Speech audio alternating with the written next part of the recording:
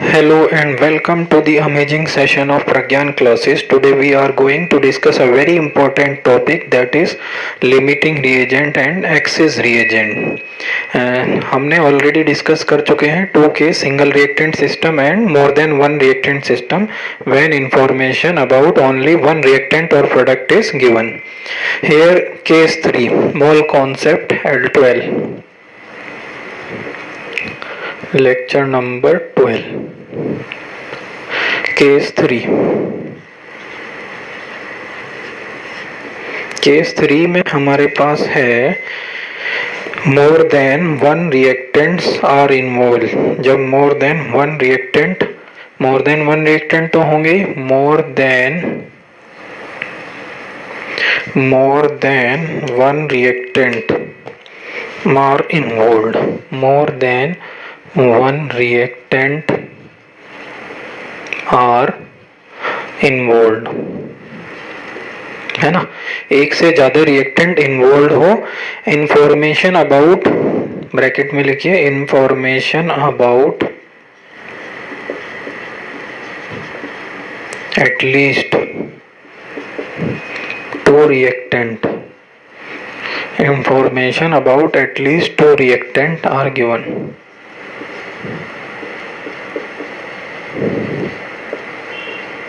ठीक है ना, इंफॉर्मेशन अबाउट एटलीस्ट 2 रिएक्टेंट, कम से कम 2 रिएक्टेंट के बारे में इंफॉर्मेशन दी हुई हो। तो ये थर्ड केस है, ये बड़ा इंपॉर्टेंट है ना। इसमें लिखिए व्हेन मोल्स और मास, जब मोल्स या तो मोल्स या mass of at least 2 reactant are given in problem. When moles और mass of at least 2 reactants are given in the problem, then we have to decide which reactant is completely consumed। कौन सा reactant completely consumed होगा, है ना।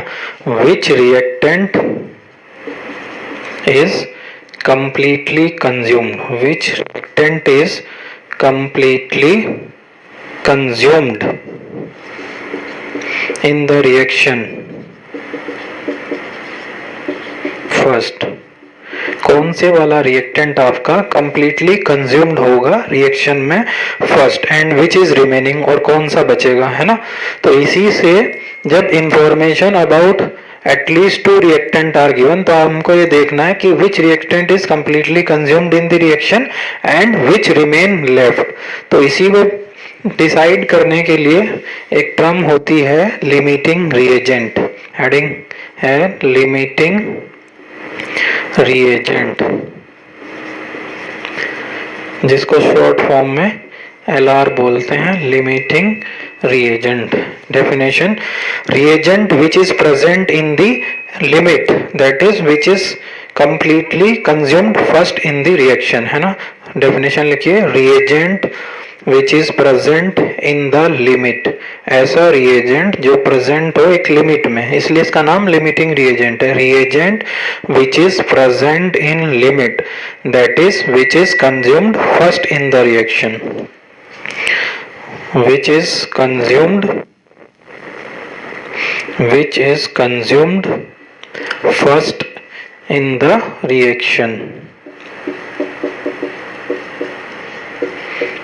है ना, जो limit में प्रेजेंट हो और which is consumed first in the reaction, it is called as limiting reagent. Second heading is excess reagent. Excess का मतलब जो ज्यादा मात्रा में प्रेजेंट हो, which is present in excess, reagent which is present in excess and which is left in the reaction, जो reaction में excess में प्रेजेंट हो and which is left in the reaction, है ना। तो amount of excess reagent left, कितना access reagent left होगा, and amount of product formed is always decided by, कौन डिसाइड करेगा, LR। मीन्स कितना अमाउंट में एक्सेस रिएजेंट लेफ्ट होगा और अमाउंट ऑफ प्रोडक्ट फॉर्म्ड, कितना अमाउंट में प्रोडक्ट फॉर्म्ड होना है, is always decided by LR, क्योंकि वो लिमिटिंग रिएजेंट है, वही डिसाइड करेगा क्योंकि ये सबसे पहले कंज्यूम हो रहा है। तो LR आपका डिसाइड करता है कि कितना अमाउंट में आपका प्रोडक्ट फॉर्म हो रहा है और कितना एक्सेस रिएजेंट लेफ्ट रिमेन हो रहा है, ठीक है ना। तो लिखिए amount of excess reagent left, amount of excess reagent left, amount of excess reagent left and amount of product formed is always decided by LR, हमेशा LR डिसाइड करेगा। अब है next heading determination of LR। LR के लिए कैसे पता लगाएं कि कौन सा LR है। डिटर्मिनेशन ऑफ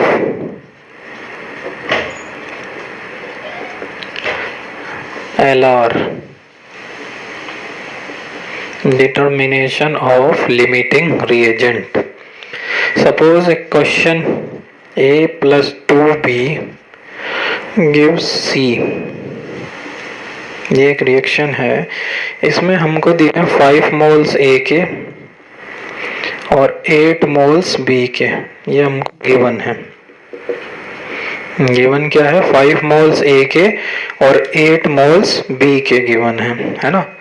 तो ये आपको देखिए 2 के बारे में इंफॉर्मेशन दी है एटलीस्ट, है ना। तो इसमें सबसे पहले हमको क्या पता लगाना है? लिमिटिंग रिएजेंट कौन सा है। तो इसके लिए कुछ स्टेप्स हैं। पहला स्टेप लिखिए, divide the given moles of reactant.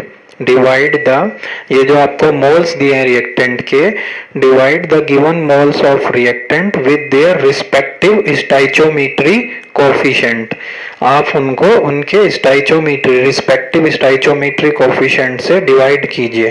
And reactant, और ऐसा रिएक्टेंट जिसके लिए रेशो मिनिमम हो, and reactant for which this ratio is minimum will be LR। वो क्या कहलाएगा? LR। जैसे मैंने क्या बताया, divide the respective moles, divide the given number of moles of reactant with their respective stoichiometry coefficient and the reactant for which this ratio is minimum will be LR। जैसे यहाँ पे अगर देखते हैं तो देखिए इसके कितने मोल है? 5 मोल। आपको ये काम कहाँ पे करना है? यहाँ पे करना है, रिएक्शन के ऊपर। 5 मोल्स A के हैं, कोफिशिएंट कितना है? 1, तो ये कितना आ गया? 5, है ना। और इसमें देखिए B के कितने मोल हैं? 8 मोल। कोफिशिएंट कितना है? 2, कितना आ गया आपका? 4। तो किसके लिए रेशो मिनिमम है? इसके लिए। तो B क्या हुआ यहाँ पे? B is LR। B आपका लिमिटिंग रिएजेंट हो गया, ठीक है ना। जिसके लिए भी रेशो मिनिमम आए वही LR होगा। अब जो रिलेशन लगेगी प्रोडक्ट फॉर्म के लिए वो B और C के बीच में लगेगी, A के बीच में नहीं लगेगी।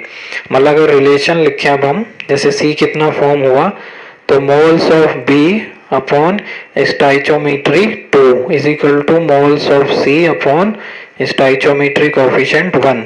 बस लेकिन ये याद रखना है केवल LR निकालने के लिए है, 4 का कोई यूज नहीं। और यहाँ पे कभी आप यहाँ पे मोल्स 4 लें, मोल्स आपको 8 ही लेने हैं।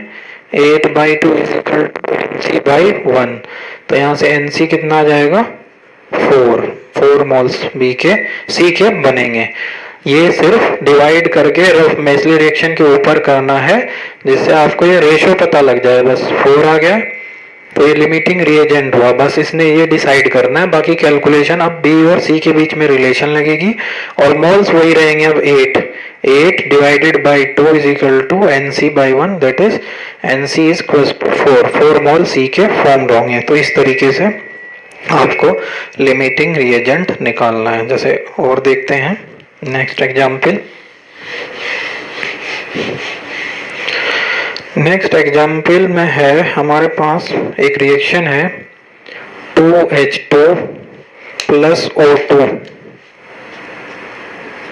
Gives 2H2O। ओके, यहाँ पे दिया है हमारे पास 10 ग्राम हाइड्रोजन है और 96 ग्राम आपका ऑक्सीजन है। तो आपको बताना है LR।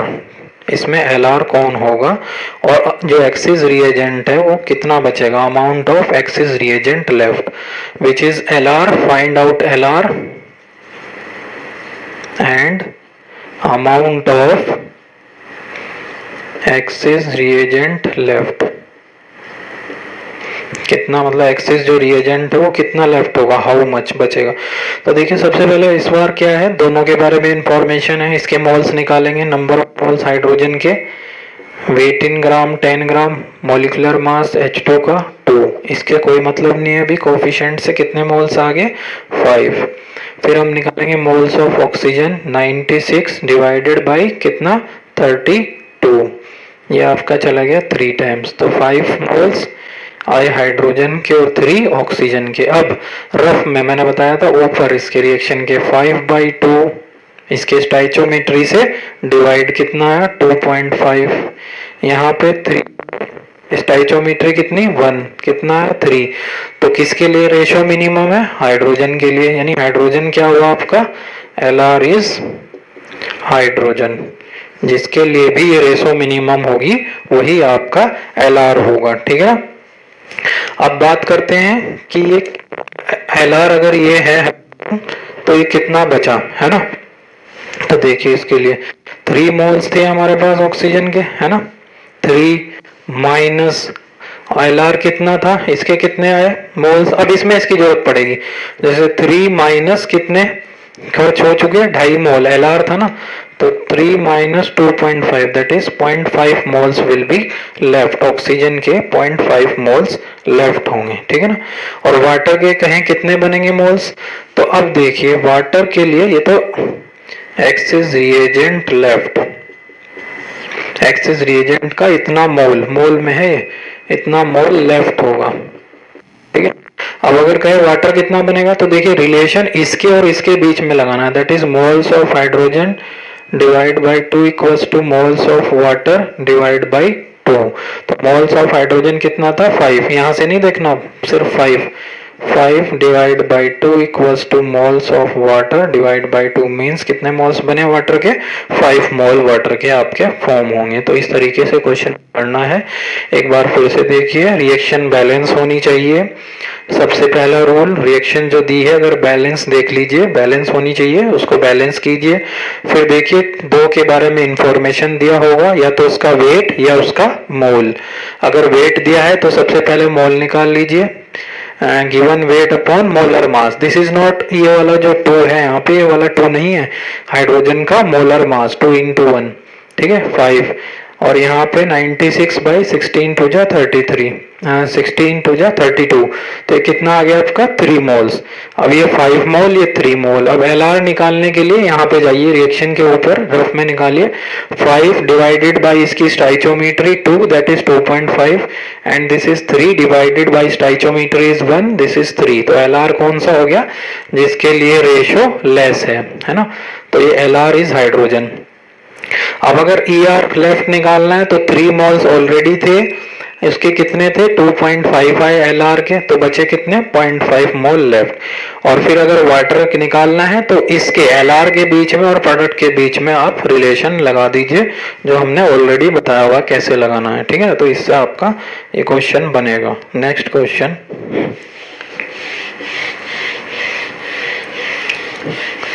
नेक्स्ट क्वेश्चन में है 5 moles of SO2, 5 moles of SO2 and 5 moles of oxygen, 5 moles of SO2 and 5 moles of oxygen are reacting with each other, are reacting with each other to form SO3।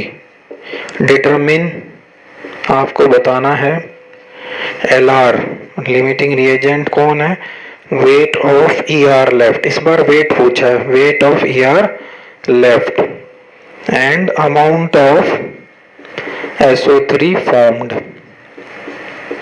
तो इस question से देखिए पूरा concept Lr का Er का clear हो जाएगा। क्या है 5 moles of SO2 and 5 moles of oxygen are reacting with each other to form SO3, determine Lr, weight of Er left and amount of SO3। सबसे पहले रिएक्शन लिखते हैं, तो SO2 plus O2 gives क्या मिल रहा है आपको SO3।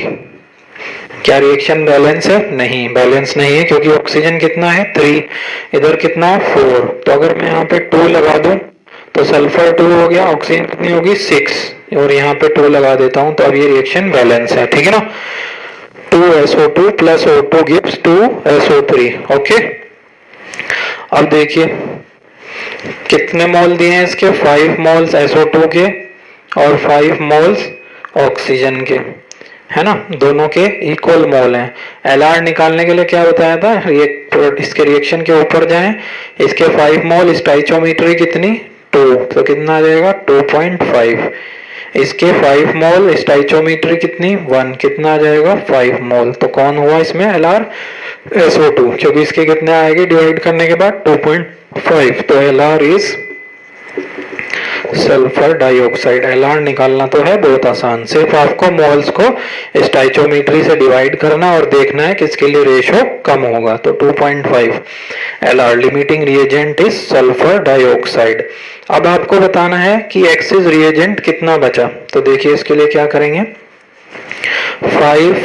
5 इनिशियली थी ऑक्सीजन के मोल, LR के मोल माइनस कर दीजिए, तो अमाउंट क्या, अभी तो मोल ऑफ ER लेफ्ट कितने हो जाएंगे, 5 माइनस 2.5, तो ये आपका आ जाएगा 2.5 मोल ऑफ ऑक्सीजन लेफ्ट। तो लेकिन उसने पूछा क्या था, वेट पूछा था, हमारा 2.5 बचा, तो वेट कैसे निकाल लेंगे, बहुत इजी है, 2.5 मोल आ गए तो मोल का formula 2.5 is equal to weight in gram upon molar mass कितना ऑक्सीजन का 32, तो आपका weight in gram of oxygen left, oxygen का कितना बच गया 2.5 इंटू 32, ये आपका अमाउंट ऑफ ER लेफ्ट आ जाएगा, ठीक है ना, ये आएगा आपका 80 ग्राम।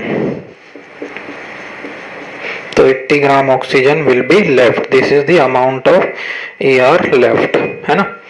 अब इसमें हमसे पूछा है उसने कि सल्फर ट्राइऑक्साइड कितना बनेगा। तो देखिए इसके लिए हम क्या करेंगे, लिमिटिंग रिएजेंट, सिर्फ लिमिटिंग रिएजेंट कौन था, SO2 और SO3 के बीच में सिर्फ रिलेशन लगा देंगे, तो इस तरह से SO3, तो इसके भी इतने ही मोल बन रहे हैं, कितने 5। अब ये नहीं देखना यहाँ पे 2.5, सिर्फ यहाँ पे ध्यान देना है, वो सिर्फ LR निकालने के लिए है और अमाउंट में से माइनस करने के लिए लेफ्ट के लिए है। तो यहाँ पे कितने मोल्स आ गए SO3 के, आपके 5 मोल्स। तो अमाउंट निकालने के लिए क्या करेंगे, moles of SO3 is equal to weight in gram, molar mass कितना आ जाएगा इसका SO3 का 32 प्लस 16 3 जा 48, दैट इज 5 इंटू 8 और 2 10 और 4 3 7 8 80 weight in gram, that is 8 5 जा 400, 8 5 जा 40 और 1 0 400 ग्राम, ये आपका वेट आ गया SO3, weight of SO3 formed. तो 400 ग्राम आपका वेट ऑफ SO3 फॉर्म्ड होगा। तो इस तरीके से LR के क्वेश्चन आपको करने हैं, ठीक है।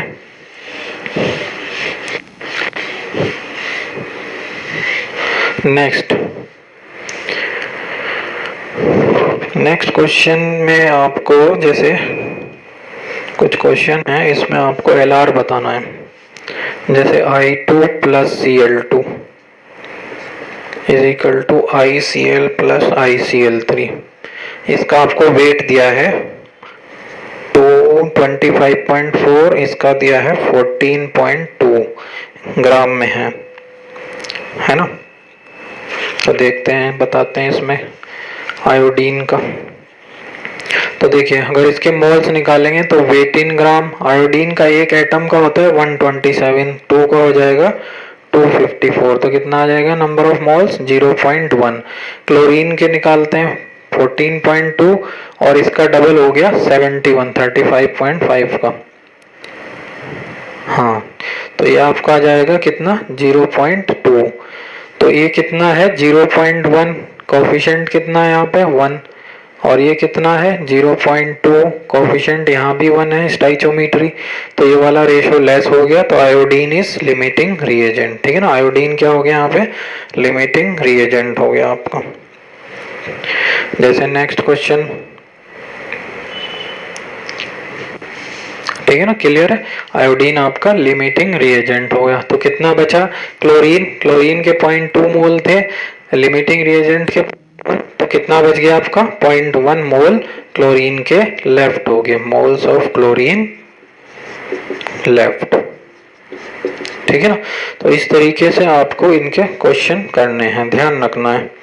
एक दो और करते हैं अभी, जैसे थोड़ा सा जिससे और कॉन्सेप्ट आपका क्लियर हो जाए, एक अच्छा सा क्वेश्चन और करा देते हैं। जैसे क्वेश्चन में है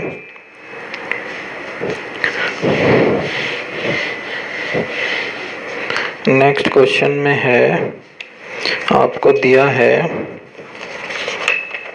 BaCl2 barium chloride plus sodium phosphate Na3PO4 gives Ba3PO4 whole twice barium phosphate plus NaCl, और इसके आपको 0.5 मोल्स दिए हैं, मोल्स दिए हैं इस बार, और इसके 0.2। तो इसमें आपको Lr और Er बताना है कौन होगा। तो देखिए जरा, अब पहले देखिए रिएक्शन के बैलेंस है, यहाँ बेरियम के 3 है तो यहाँ हमको 3 लगाना पड़ेगा। अब क्लोरीन के कितने हो गए हमारे पास, 3 2 जा 6, और यहाँ पे कितने हैं, यहाँ पे हमारे हैं 6 लगा दीजिए। सोडियम के कितने हो गए 6, तो यहाँ पे 2 लगा दीजिए। अब ये रिएक्शन बैलेंस है ना। अब देखिए 0.5 डिवाइडेड बाई स्टाइचोमेट्री 3, तो ये कितना आ जाएगा, ये आ जाएगा आपका 5 2 जा 10, 1/6। यहाँ पे देखिए 0.2 डिवाइडेड बाई 2, ये कितना आ जाएगा 0.1, 1/6 कितना हुआ 0.6, 1 जा 6, और 4 बचा, कितना बचा 36, है ना। तो देखिए 0.2 डिवाइडेड बाई 2 इज 0.1, तो ये कौन सा छोटा है इसमें 0.1, तो क्या हो गया लिमिटिंग रिएजेंट, लिमिटिंग रिएजेंट आपका हो गया इसमें sodium phosphate, sodium phosphate, yes this is Lr because this is 0.16 and this is 0.10, तो ये छोटा है और ये क्या हो गया Er, तो Er is barium chloride and sodium phosphate is Lr। ठीक है, और इसमें बचेगा कितना ये भी देखते हैं। तो बचेगा क्योंकि ये आपका Er है, तो 0.16 माइनस आपको कर देना है इसमें ये वाला 0.10, तो ये आपका आ जाएगा Er आ जाएगा, कितना आ जाएगा, नहीं Er को, हाँ Lr तो क्लियर है ना 0.5/3, तो 1/6, हाँ Lr और Er आ गया।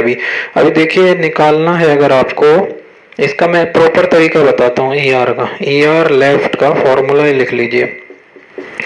Er लेफ्ट में क्या है, सबसे पहले आपको ये देखना है कि इसके ओरिजिनल मोल्स कितने हैं, 0.5, ठीक है, माइनस, अभी फॉर्मूला लिखवा दूंगा फिर, moles of Er original moles divide minus, अब ये देखिए कि इसका कोफिशिएंट कितना है 3 Er का, डिवाइडेड बाय कोफिशिएंट ऑफ किसका Lr इनटू, और ये इसका मोल्स कितने थे ओरिजिनल मोल्स ऑफ Er, इस तरीके से आएगा। तो ये 0.1 0.3 आ गया, 0.3 0.5 minus 0.3 is 0.2, this will B proper. ठीक है ना। तो अमाउंट ऑफ Er लेफ्ट का फॉर्मूला लिख लीजिए, amount of Er left that will be equals to moles of Er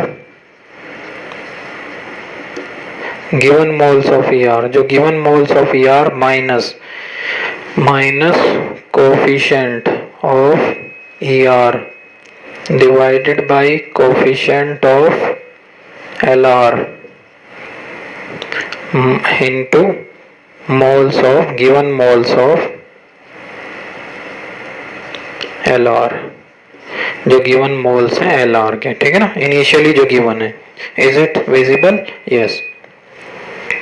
तो amount of Er left is given mole Er के कितने थे 0.5 minus coefficient of Er is, देखिए divided by coefficient of LR is 2 into given moles of LR is 0.2। तो इस तरह से proper way formula रखिए, इंपॉर्टेंट है, ठीक है ना, इस तरीके से निकलेगा। जैसे इसमें एक क्वेश्चन और देख लेते हैं अभी, थोड़ा और उससे क्लियर हो जाएगा आपको। ER और LR निकालना और अमाउंट ऑफ रिएजेंट लेफ्ट वगैरह देखते हैं, क्वेश्चन और देख लीजिए। फॉर्मूला में यहीं पे लिख के रहने दे रहा हूँ, अभी यही अप्लाई करेंगे। जैसे नेक्स्ट है आपका फेरस सल्फाइड है plus oxygen gives Fe2O3 plus SO2, इस तरीके का क्वेश्चन है। इसका हमें 600 दिया है और इसका 800, 600 एंड 800 ये क्वांटिटी आपको दी है, वेट दिया है इस बार ये, है ना। तो देखिए पहले इसको बैलेंस करते हैं। Fe के यहाँ पे 2, ऑक्सीजन के 3 और 2 5 बन रहे हैं। तो अगर मैं यहाँ पे 2 लगा देता हूँ, 2 लगाएंगे, ठीक है, तो फेरिक हो गया। सल्फर कितना हो गया 4 यहाँ पे लगा देते हैं। अब ऑक्सीजन कितनी होगी 4 2 जा 8 8 3 11, तो 11/2 यहाँ लगा देते हैं और इसको 2 से सारे में मल्टीप्लाई करेंगे तो इस तरह से रिएक्शन बनेगी 4 FeS2 plus 11 O2 gives 2 Fe2O3 plus 8 SO2। ये हुई बैलेंस रिएक्शन। कैसे बैलेंस की, यहाँ पे 2 लगाया पहले, यहाँ 2 देख के, फिर यहाँ पे हमने देखा सल्फर 4 हुए 4 लगाया, फिर ये देखा 4 2 जा 8 और 3 11, तो यहाँ 11/2 कर दिया, ठीक है, और फिर इस पूरी रिएक्शन को 2 से मल्टीप्लाई कर दिया, तो ये बैलेंस रिएक्शन आपकी बनी। इसका हमें 600 ग्राम दिया था, इसका 800, तो इसके नंबर ऑफ मोल्स निकालें जरा। 600 डिवाइडेड बाई FeS2 का होता है 120, ठीक है, तो ये आपका आ गया 0 12 पंजे 60 5 12 5 जा 60। इसका 800 डिवाइडेड बाई 32, 16 2 जा 32, तो ये आपका आएगा 25, ठीक है। तो ये आपके मोल्स आ गए, एक के 5 और एक के 25, दिस विल बी मोल। तो अब क्या करते हैं, मोल को स्टाइचोमीट्री से divide 5/4 and this is 25/11, this will be equals to 4 1 जा 4 और ये 4 2 जा 8 1.25 और ये 11 2 जा 22 2 पॉइंट समथिंग, मतलब कौन सा छोटा है, ये FeS2, ये रेशो छोटा है, तो LR कौन हुआ FeS2 फेरस सल्फाइड, है ना। अब आपको जैसे पता लगाना है कि ER कितना बचा, तो मैंने क्या फॉर्मूला बताया, given moles of ER, ये किसका है ER लेफ्ट का, ER लेफ्ट का फॉर्मूला, तो क्या होगा given moles of ER left लिखिए।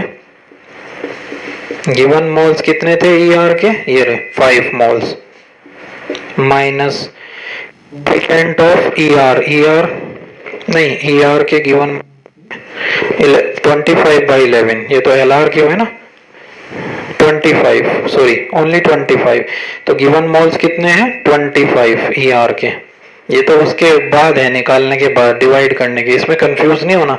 गिवन मोल्स कितने हैं 25 minus stoichiometry of ER, coefficient of ER divided by coefficient of LR into initial mole कितने थे इसके 5, तो ये आपका अमाउंट ऑफ ER लेफ्ट आ जाएगा, यहाँ से ये आ जाएगा 100 माइनस 55/4, है ना, आ जाएगा 100 माइनस 55/4, तो 100 में से 50 घटाएं तो 50 55 है 45/4, ये आपका इतने मोल्स ER के लेफ्ट होंगे, ठीक है।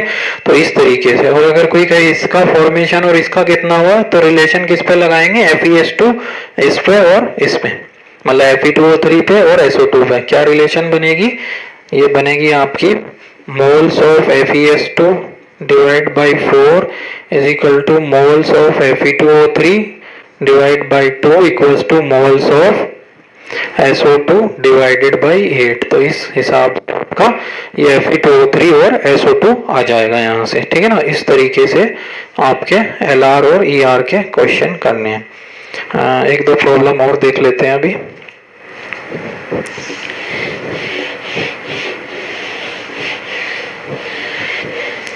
तो नेक्स्ट है 58.8 58.8 gram of K2Cr2O7 potassium dichromate is react with 7.3 gram of HCl, acidic medium में रिएक्शन हो रही है. Determine volume of oxygen gas formed, determine volume of chlorine gas formed at STP. Reaction दे रखी है K2Cr2O7 plus HCl gives KCl plus CrCl3 plus Cl2 plus H2O. ये आपको reaction दी है.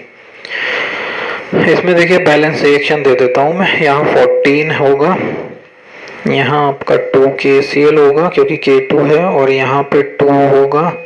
क्लोरीन के आगे होगा 3, वाटर के आगे 7 होएगा.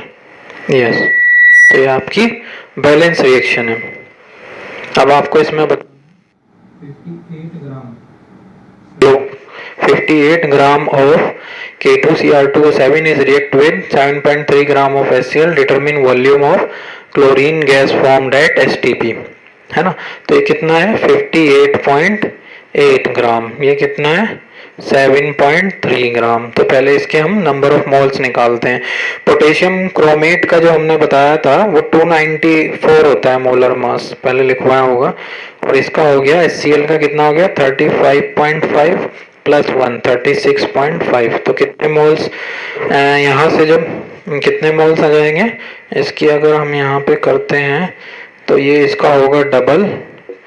2/10 मीन्स 1/5 मोल्स तो आगे इसके आपके. ठीक है, और इसके कितने आ जाएंगे, इसका 1 पॉइंट और ये कट गया, और ये आपका चलेगा 5 टाइम 1/5. तो इसके भी मोल 1/5, दोनों के मोल्स इक्वल आ गए 1/5 और 1/5. लेकिन यहाँ पे कोफिशिएंट क्या है 1, तो 1/5 divide by 1 that is equals to 1/5, और 1/5 डिवाइड बाई 14 है ना, तो ये आएगा 1/70. तो कौन सा इसमें छोटे वाला कौन सा हुआ, ये वाला रेशियो. ठीक है ना. तो आपका LR कौन हो गया HCl. HCl is LR limiting reagent, और excess reagent K2Cr2O7 is ER. This is excess reagent, है ना. अब इसमें क्या बताना था हमें, इसमें हमें बताना था determine volume of chlorine gas formed at STP. तो अब LR का काम केवल इतना था कि रिलेशन आपका HCl और क्लोरीन पे लगेगी. Moles of HCl divided by 14 is equal to moles of chlorine divided by 3. तो यहाँ से HCl के मोल्स ये वाले देखने आपको, ये नहीं, ये तो LR निकाल लेंगे. ध्यान रखना हमेशा बच्चे इस पे लगा देते हैं 1/5. ठीक है, डिवाइडेड बाई 14. हालांकि यहाँ पे वो मिल रहा है हमको, वो अलग बात है, लेकिन ध्यान रखना है. Equals to N of chlorine divided by 3. तो मोल्स ऑफ क्लोरीन कितने आ जाएंगे यहाँ से, moles of chlorine equals to 3/70. इतने आपके क्लोरीन्स के मोल आ गए. अब आपको वॉल्यूम बताना है, तो मोल्स का third formula number of moles of chlorine that is 3/70 is equal to given volume upon volume at STP is 22.4. तो गिवन वॉल्यूम कितना आ जाएगा आपका 3/70 इंटू 22.4. ये आपका वॉल्यूम आ जाएगा. ये अप्रोक्सीमेटली ऊपर आएगा 67.2 और नीचे 70, तो अप्रोक्सीमेटली 0.96 के आसपास आ जाएगा, 0.96 लीटर, है ना. और we can say approximately 1 litre. तो इस तरीके से इसके क्वेश्चन है. एक क्वेश्चन और देखते हैं.